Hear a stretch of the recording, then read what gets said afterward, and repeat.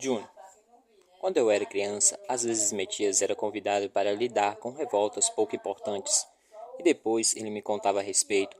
A história era sempre a mesma, mais ou menos uma dúzia de pessoas pobres, normalmente adolescentes, às vezes rapazes mais velhos que estavam causando tumulto em um dos setores, com raiva das quarentenas da praga ou dos impostos.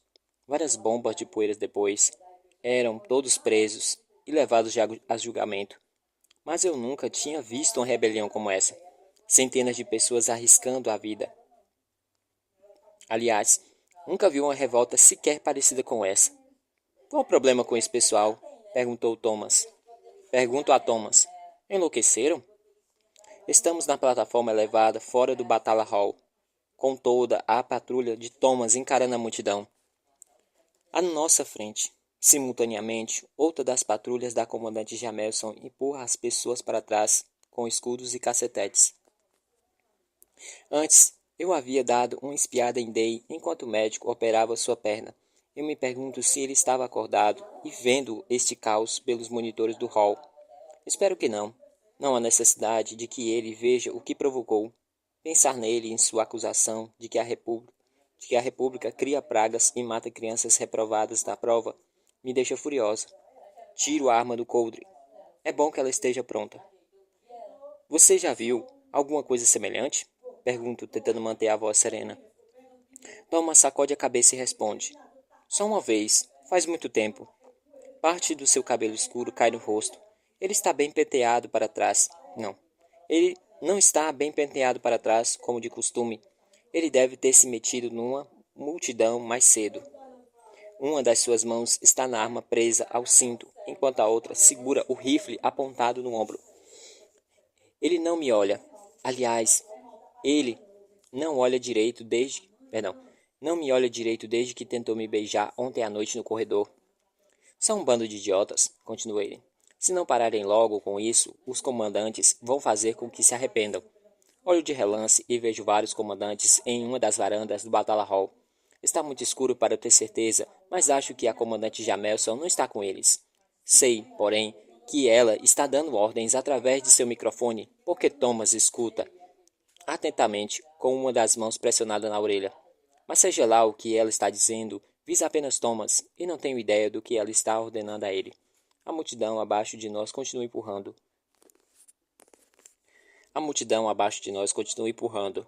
Deduzo por suas roupas, camisas e calças rasgadas, sapatos que não combinam, cheios de buracos, que quase todos eles são dos setores pobres perto do lake. Secretamente espero que se despecem. Vou embora daqui antes que as coisas piorem.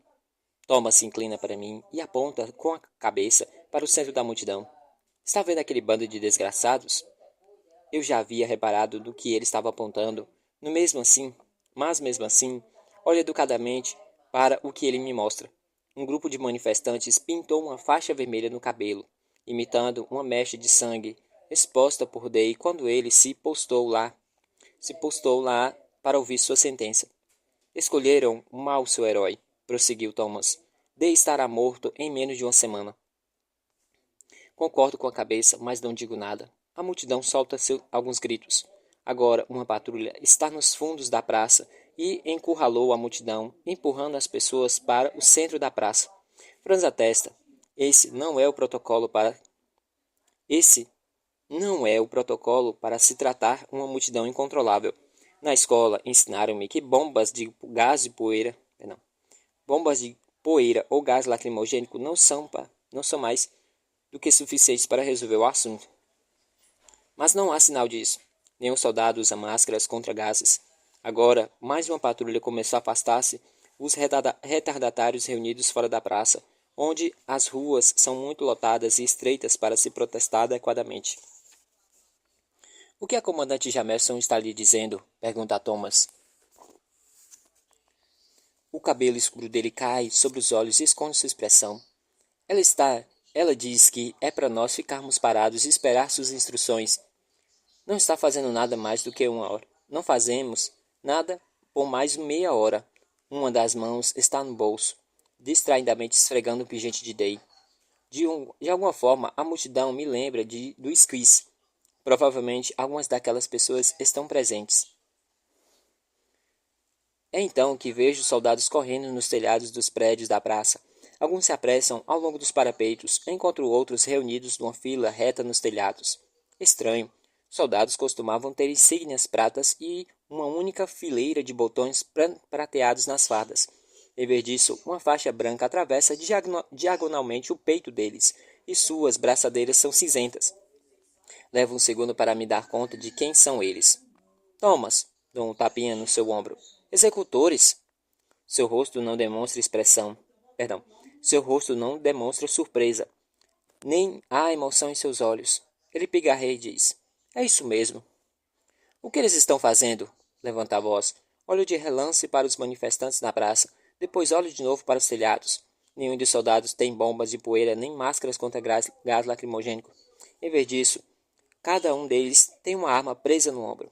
Os soldados não estão dispersando o povo, Thomas. Eles estão encurralando. Thomas me olha com severidade e diz: Fique firme, John. Observe a multidão. Quando os meus olhos miram nos telhados, reparo na comandante Jamelson chegando no topo do Batalha Hall, cercada por soldados.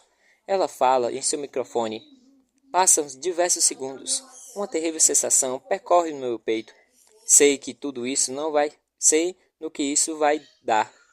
De súbito, Thomas murmura algo no seu microfone. É uma resposta ao seu comando.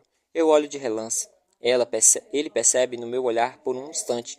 Depois olha para o resto da patrulha que está na plataforma conosco e então grita: Atire à vontade. Thomas! Quero dizer mais, porém, nesse instante ouve-se disparos vindos dos telhados e da plataforma. Dou um pulo para a frente e não sei o que pretendo fazer. Acenar os braços em frente dos soldados? Mas Thomas agarra meu ombro antes que eu possa avançar. Recue, John. Mande seus homens descerem, grito, conseguindo desajeitadamente me livrar dele. Mande que eles... Nesse instante, Thomas me atira no chão com tanta força que sinto que o ferimento do lado do meu corpo se abriu. Droga, John, diz ele. Recue. O chão está surpreendentemente frio. Eu me agarro totalmente desorientada, incapaz de me mover. Eu me agacho totalmente desorientada, incapaz de me mexer. Não compreendo bem o que acaba de acontecer. A pele arde ao meu redor da minha ferida. Uma saraivada de balas atinge a praça, e as pessoas da multidão caem como barragens numa inundação. Thomas, pare por favor. Quero me levantar e gritar na cara dele. Magoá-lo de alguma forma. Se Metias estivesse vivo, Thomas ele o mataria por fazer isso. Mas em vez disso, tampa as orelhas e os disparos são ensurdecedores. Os tiroteios duram apenas um minuto. Se tanto, mas parece uma eternidade. Thomas finalmente ordena cessar fogo. As pessoas da multidão que não foram atingidas caem de joelhos e levantam as mãos sobre a cabeça. Soldados correm até elas, algemando-as de braços nas costas, obrigando-as a se agruparem. Eu me ajoelho. Minhas orelhas ainda retinem do tiroteio. Examino a cena do massacre com sangue, corpos e prisioneiros. Há 97, 99, 98 mortos. Não, pelo menos 90 Perdão. Não, pelo menos 107. E centenas mais ainda em custódia. Não consigo me concentrar suficiente em contá-los. Thomas me olha de relance antes de saltar da plataforma. Seu rosto está sissudo. Demonstra até culpa. Não sei, lamentavelmente, que ele só se sente culpado por ter me atirado no chão, não pelo massacre que deixou para trás. Ele se dirige para o Batalha Hall. Ele se dirige de volta ao Batalha Hall com vários soldados. Eu desvio o olhar para não precisar vê-lo. Dei. Subimos vários andares até ouvir as correntes dos elevadores pararem com um ruído rascante. 2 soldados me arrastam por um corredor que já conheço. Acredito que esteja me levando de volta à minha cela, pelo menos por enquanto. Pela primeira vez desde que acordei na maca, sinto-me exausto e baixo a cabeça até o peito. O doutor deve ter aplicado algo em mim para evitar que eu debatesse muito durante a operação. Tudo ao meu redor parece tremido em bordas, como se eu estivesse correndo. Então os soldados param subitamente na metade do corredor, em uma boa distância da minha cela. Ergo os olhos surpreso. Estamos ao lado de fora de uma das salas que eu havia observado antes, com a porta do vidro transparente. As salas são câmaras de interrogatório. Isso quer dizer que eles querem mais informações antes de me executarem. A estática. Depois vem uma voz através de um dos fones de ouvido de um soldado. Ele concorda com a cabeça e diz: o capitão disse que já está chegando. Fico do lado de dentro, esperando, à medida que se passam os minutos. Guardas com expressões impassivas ficam ao meu lado, ao lado da porta, enquanto outros dois seguram os meus braços algemados. Sei que essa sala é supostamente à prova de som, mas juro que o som... Perdão. Mas, us- mas juro que ouço o som das armas e das vibrações de gritos distantes. Meu coração acelera. As tropas devem estar disparando contra a multidão na praça. As pessoas estão morrendo por minha causa. As pessoas estão morrendo por minha causa? Passa um tempo, espero. Minhas pálpebras ficam pesadas. Quero apenas me enroscar com uma bola no canto da minha cela e dormir. Finalmente ouço passos se aproximando. A porta se abre de repente e revela um rapaz vestido de preto com cabelos escuros que lhe caem nos olhos. Droganas pranteadas estão fixas no seu ombro. Os outros soldados batem nos calcanhares. Os homens o dispersam. Agora eu o reconheço. É o capitão que atirou na minha mãe. June já o havia mencionado. Seu nome é Thomas. A comandante Jamerson deve tê-lo chamado. Senhor Wing, diz ele. Ele se aproxima de mim e cruza os braços. É um prazer conhecê-lo formalmente. Eu estava começando a me preocupar com a hipótese de que isso nunca iria acontecer. Eu decido ficar calado. Ele parece se sentir um pouco à vontade por estar no mesmo recinto que eu. Sua expressão revela que ele me odeia de verdade. Minha comandante quer que eu lhe faça algumas perguntas de praxis antes da data de sua execução. Vamos manter a conversa cordial, embora é claro que tenhamos começado com o pé esquerdo. Não consigo evitar de sufocar um riso e dizer: é mesmo? Essa é a sua opinião? Thomas não responde, mas vejo que ele engole em seco, um esforço para não reagir. Ele tira do manto um pequeno controle remoto cinza e aponta para a parede em branco da sala. Surge uma projeção. É um relatório policial com fotos de uma pessoa que não reconheço. Vou lhe mostrar uma série de fotos, Sr. Wing, diz ele. As pessoas que o senhor verá são suspeitas de envolvimento com os patriotas. Os patriotas tinham tentado em vão me recrutar, com bilhetes cifrados, rabiscados nas paredes dos becos, logo acima de onde eu dormia, ou com alguma segurança numa esquina de rua que me passava um bilhete, ou um pacotinho de dinheiro com uma proposta.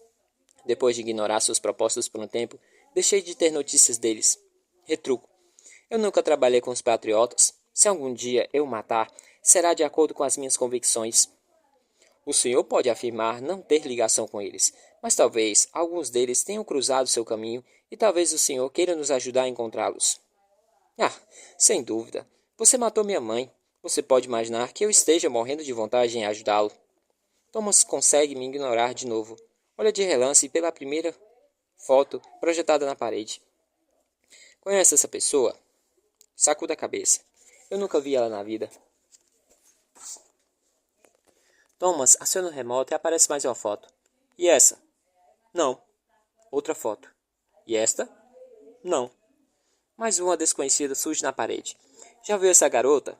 Eu nunca vi ela na vida. Mais rostos desconhecidos. Thomas vai clicando o controle remoto sem piscar nem questionar minhas respostas. Ele não passa de uma marionete burra do governo.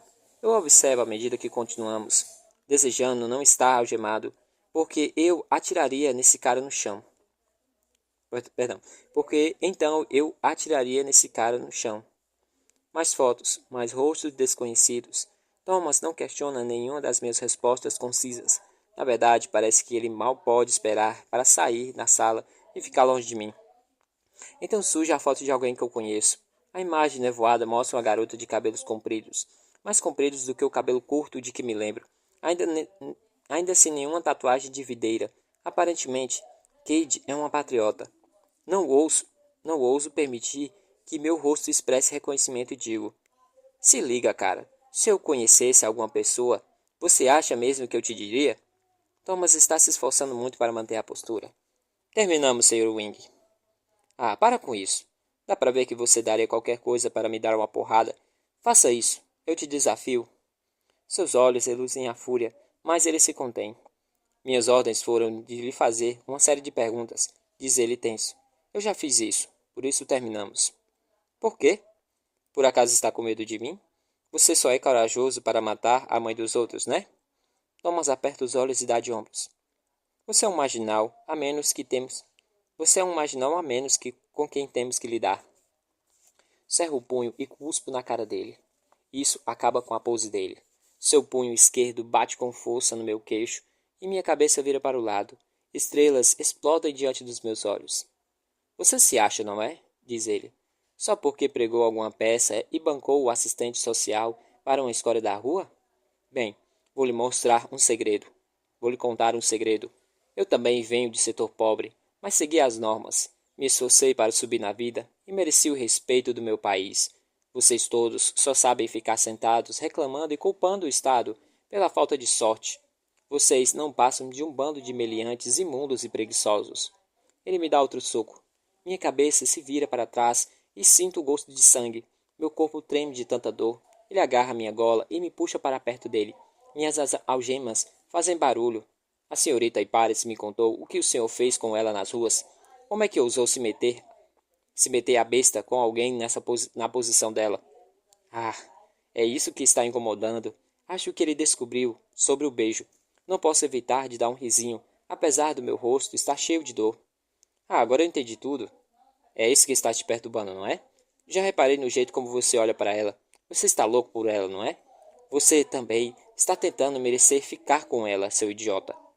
Lamento destruir sua esperança, mas eu não esforcei fazer nada. Eu não a forcei a fazer nada.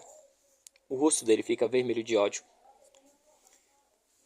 Ela está ansiosa pela sua execução, Sr. Wing. Posso lhe garantir isso. Dou uma risadinha. Mal perdedor, hein? Vou fazer com que você se sinta melhor. Vou contar tudo o que se passou entre nós dois. Saber detalhes é a sua segunda melhor coisa, não acha? Thomas agarra meu pescoço. Suas mãos tremem. Eu teria cuidado se tivesse em seu lugar, diz ele com desprezo. Talvez tenha se esquecido de que tem dois irmãos e que ambos estão à mercê da República. Cuidado com a língua, a não ser que queira aqui os corpos deles enfileirados juntos com o da sua mãe. Ele me bate de novo e um dos seus joelhos me atinge no estômago. Respiro com dificuldade. Imagino Eden e John, então me obrigo a me acalmar e forçar a dor a ir embora. Fique forte. Não deixe que ele o tire do sério. Tira as patas do meio, a gata aqui. Essa gata, viu? Ele me dá mais 2 socos. Está respirando com força, com grande esforço. Ele abaixa os braços e respira.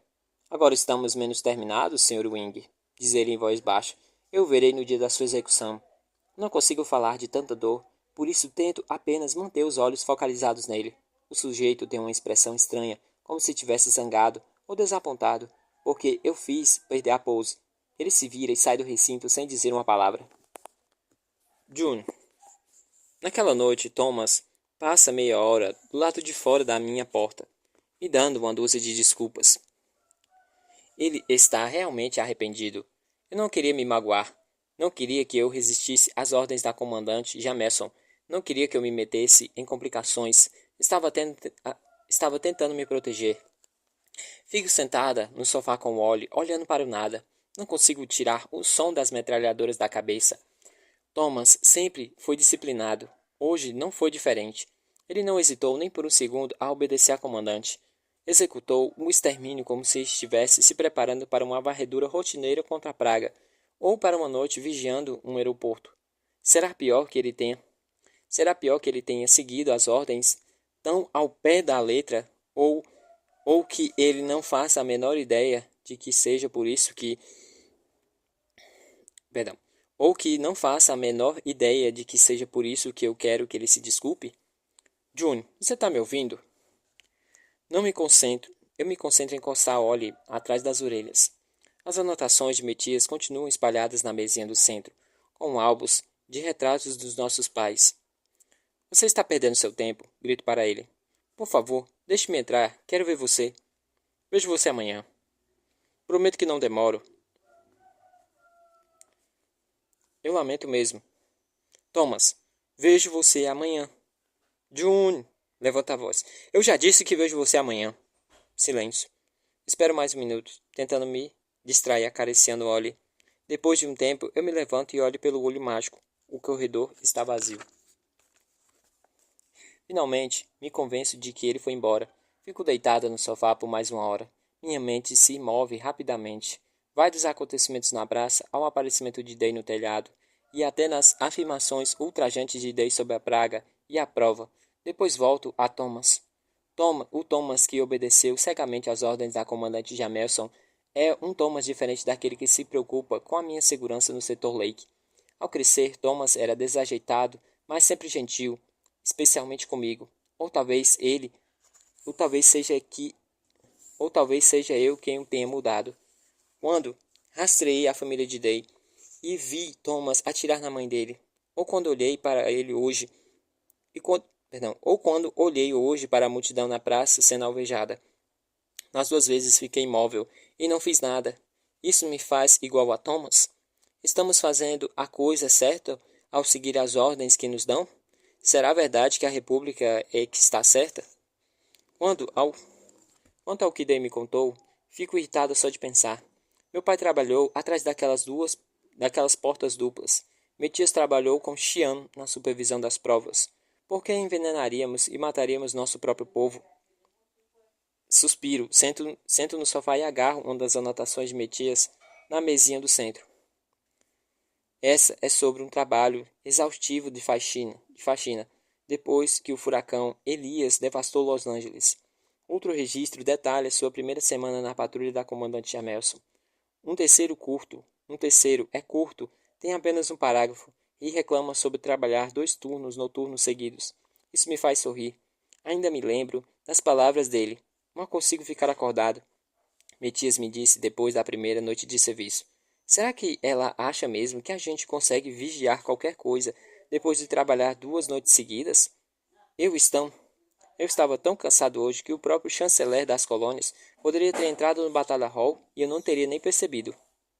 Sinto uma lágrima descer do meu rosto e rapidamente a seco. Olhe geme ao meu lado. Estendo a mão e afundo no espesso e branco pelo em volta do pescoço dele. Ele descansa a cabeça em meu colo, com um suspiro. Metias se inquietaria com essas coisas pequenas. Meus olhos vão ficando pesados à medida que continuo a ler. As palavras começam a se embaralhar na página, até que já não consigo compreender totalmente o que cada registro significa. Finalmente ponho o diário ao lado e caio no sono. Day aparece em meus sonhos. Ele segura minhas mãos entre as suas, mas meu coração se acelera com seu toque.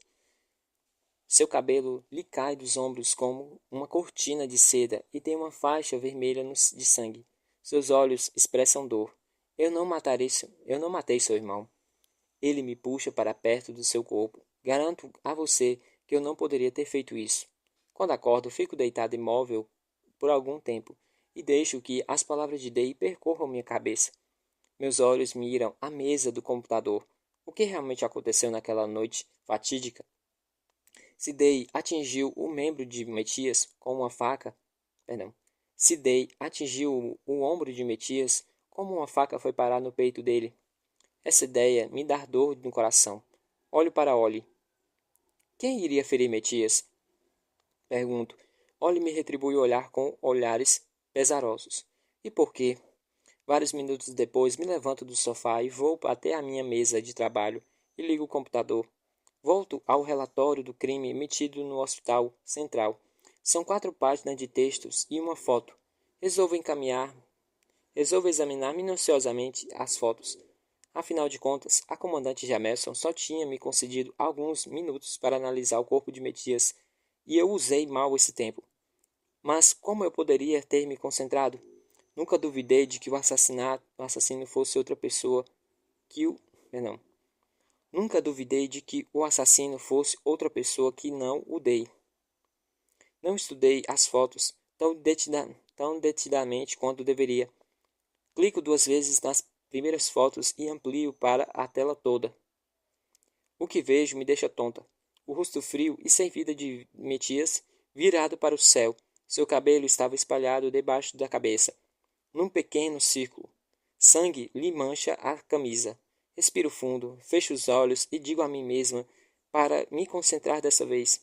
Eu sempre conseguia ler o texto dos relatórios, mas jamais conseguia estudar as fotos. Agora preciso fazer isso. Abro os olhos e focalizo novamente o corpo de Day o corpo do meu irmão. Eu queria ter analisado pessoalmente os ferimentos quando tive a oportunidade. Primeiro me certifico de que a faca na foto está realmente enterrada no seu peito. Gotas de sangue enchem o cabo. Não vejo nenhum pedaço da lâmina. Então olho para o ombro de Metias. Embora esteja coberto pela manga, é possível ver um grande círculo de sangue manchando o tecido. Não poderia ser sangue, não poderia ser do sangue que espalhou do peito. Deve haver outro ferimento. Amplie a foto de novo. Não dá para ver direito. Está muito nevoada. Mesmo se houver um corte semelhante ao de uma faca no ombro dele, não consigo ver deste ângulo. Fecho a foto e clico outra vez. E é então que me dou conta de uma coisa. Todas as fotos desta página foram tiradas do mesmo ângulo. Mal consigo distinguir os detalhes no ombro e até da faca. Franzo a testa. Fotos mal tiradas de uma cena de crime. Por que não há fotos em close do ferimento? Volto ao início do relatório, procurando páginas que eu tenha deixado de ver. Mas é tudo. Volto à mesma página e tento encontrar algum sentido nela. Talvez as demais fotos sejam confidenciais. E se a comandante Jamelson as pegou para me poupar do sofrimento? Sacudo a cabeça.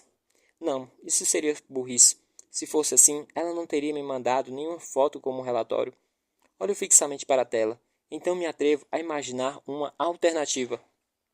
E se a comandante Jamelson pegou a foto para esconder alguma coisa de mim?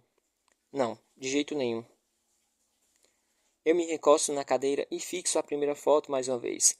Por que a comandante Jamelson iria querer esconder de mim os detalhes do assassinato do meu irmão? Ela adora seus soldados. Ficou indignada com a morte de Metias e até providenciou o funeral. Ela o queria em sua patrulha. Foi ela quem o promoveu a capitão. Mas duvido que o fotógrafo da cena do crime estivesse tão apressado que tirasse um conjunto tão ruim de fotos. Penso no assunto sobre vários ângulos, mas chego sempre à mesma conclusão. Esse relatório está incompleto. Passo a mão pelo cabelo frustrada. Não compreendo. Subitamente, olho mais de perto a faca da foto. Está granulosa e é quase impossível distinguir os detalhes, mas algo acende uma antiga lembrança que faz meu estômago dar um nó. O sangue no cabo da faca está escuro, mas lá também há outra marca, algo mais escuro do que o sangue. A princípio penso que é parte do padrão esmaecido da faca, mas essas marcas estão em cima do sangue. Elas são pretas, espessas e irregulares. Tento me lembrar da aparência da faca na primeira noite do acontecimento, quando tive a oportunidade de vê-la pessoalmente. Essas marcas prestam. Essas marcas pretas parecem graxa de rifle, quase como uma mancha de graxa na testa de Perdão, quase como uma mancha de graxa na testa de Thomas, pela primeira vez que vi naquela noite. Day. Quando June volta a me visitar na manhã seguinte, ela está impressionada. Ela até se impressiona, pelo menos por um segundo, com a minha aparência, largado contra a parede da cela. Inclina a cabeça na direção da garota. Ela hesita ao me ver, mas rapidamente se recompõe. Suponho que você tenha feito alguém se zangar. Diz e estala os dedos para os soldados. Todos para fora.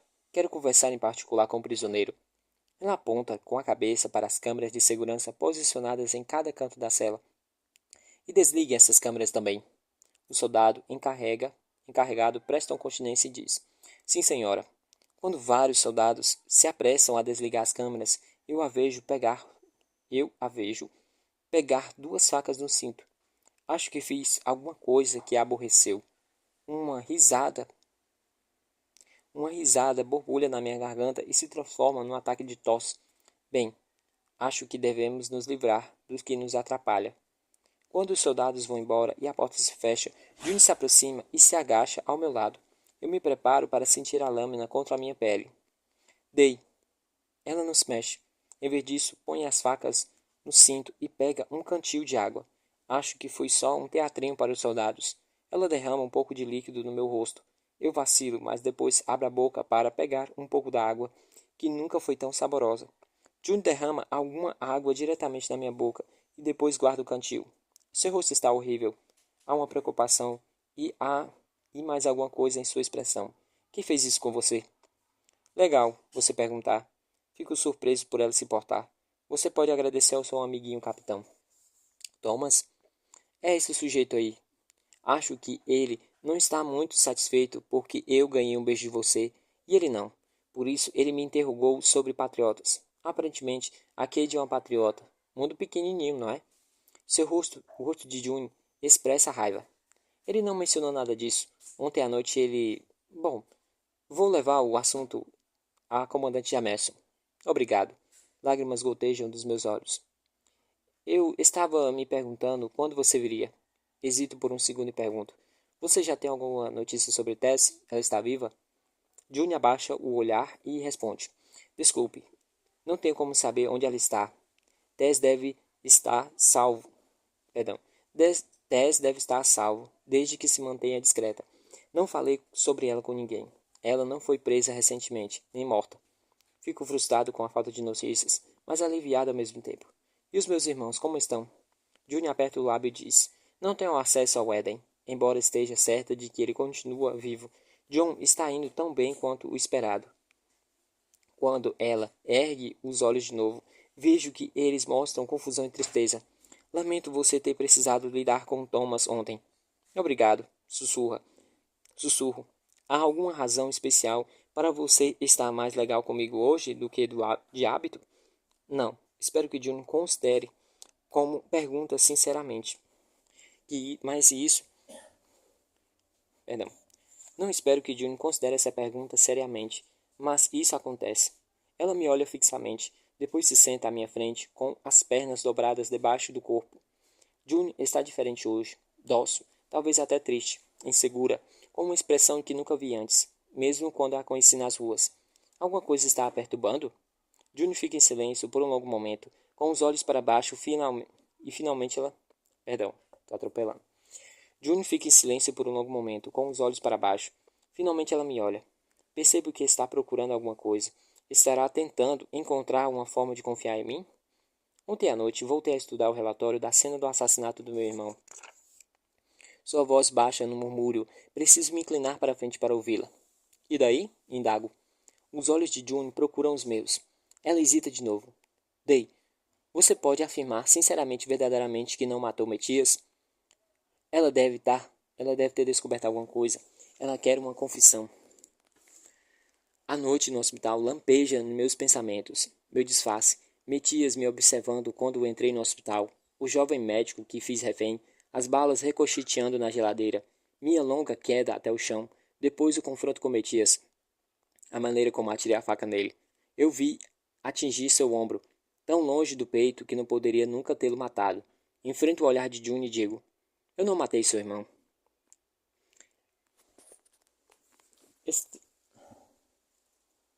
Estendo o braço para tocar sua mão, e não hesito que a dor sobe pelo meu braço, e hesito com a dor que sobe pelo meu braço. Não sei quem o matou, lamento por tê-lo machucado, mas eu tinha que salvar minha vida, e queria ter tido mais tempo para refletir sobre o que fazer. June acena positivamente com a cabeça. A expressão em seu rosto é tão comovente que por um segundo tenho vontade de abraçá-la. Alguém precisa abraçá-la. Sinto muita falta dele, sussurra. Pensei que ele fosse viver por muito tempo, entende? Alguém com quem eu sempre poderia contar. Ele era tudo que eu tinha me sobrado. E agora ele foi embora. Eu queria saber por quê. Ela sacode a cabeça lentamente, como se derrotada. Depois faz com que seus olhos encontrem os meus de uma vez só. Sua tristeza se torna incrivelmente linda, como neve cobrindo uma paisagem árida. E eu não sei o porquê. Essa é a pior parte daí. Eu não sei por que ele morreu. Por que alguém o queria morto? Suas palavras são tão semelhantes aos meus pensamentos sobre minha mãe, que mal consigo respirar. Eu não sabia que June havia perdido os pais, embora eu devesse ter adivinhado pela maneira como se comportava. Não foi June que atirou minha mãe. Não foi ela quem levou a praga para minha casa. Ela era a garota que perdeu o irmão, e alguém o levou a acreditar que tinha sido eu. Então, angustiada, ela havia me rastreado.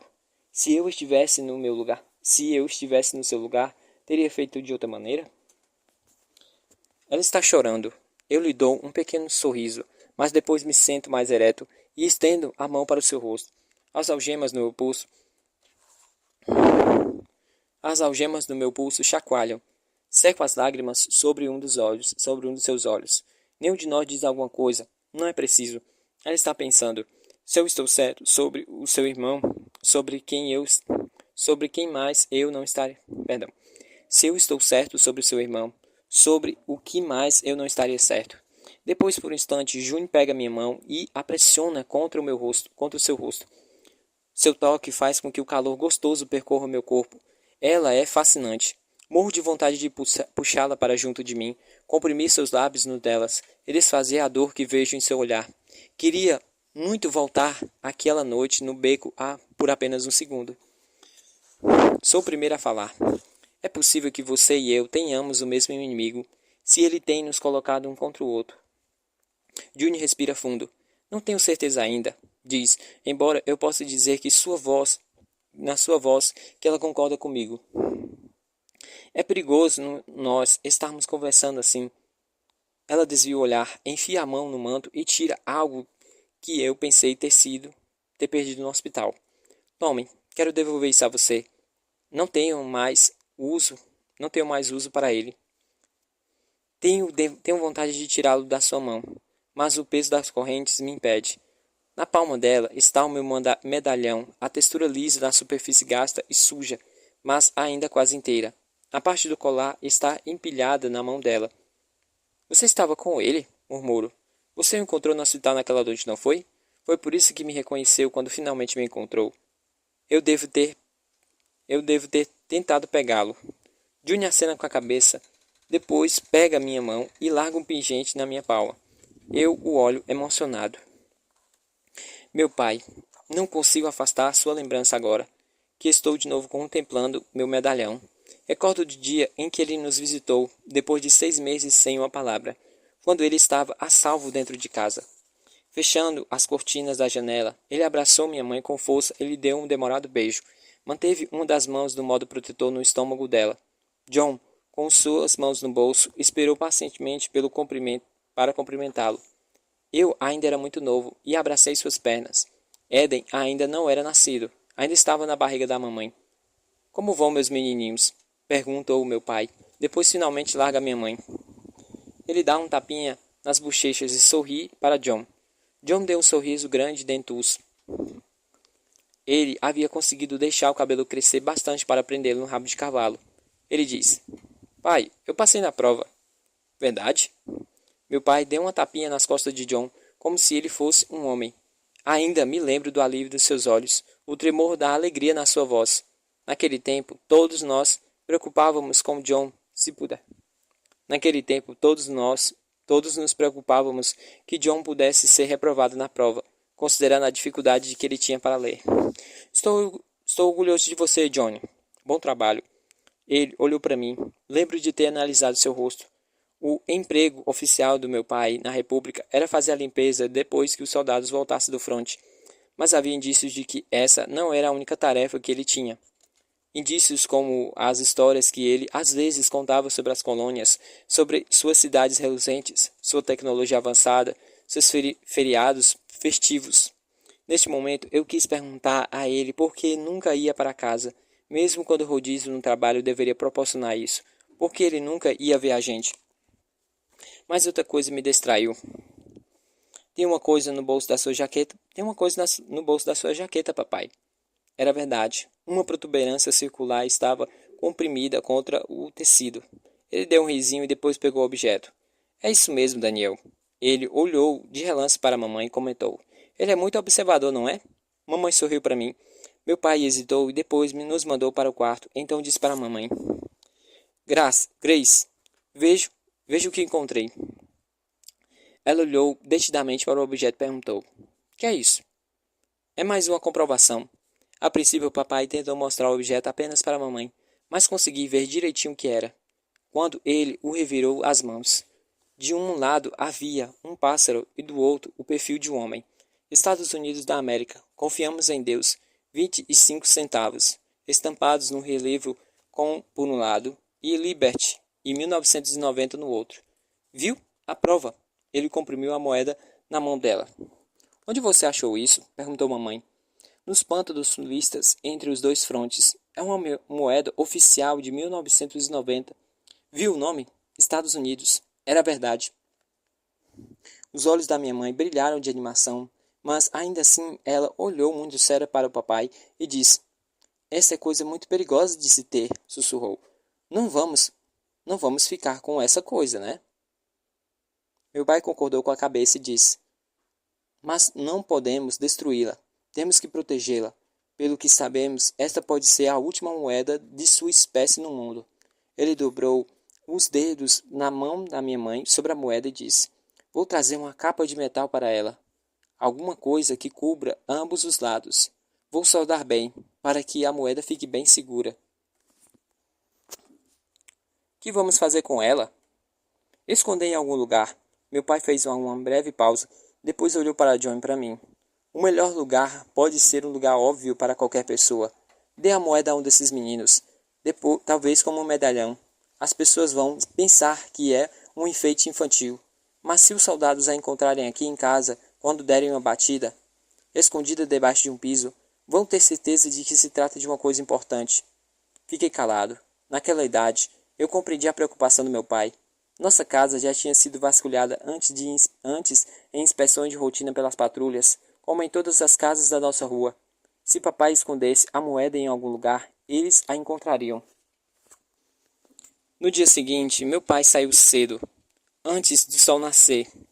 Não só voltaremos a vê-lo, mais uma vez, ele nunca mais foi para casa. Aquelas lembranças percorrem minha mente no momento. Ergo os olhos para June e digo: Obrigado por ter encontrado isso. Eu me pergunto se ela consegue perceber a tristeza da minha voz.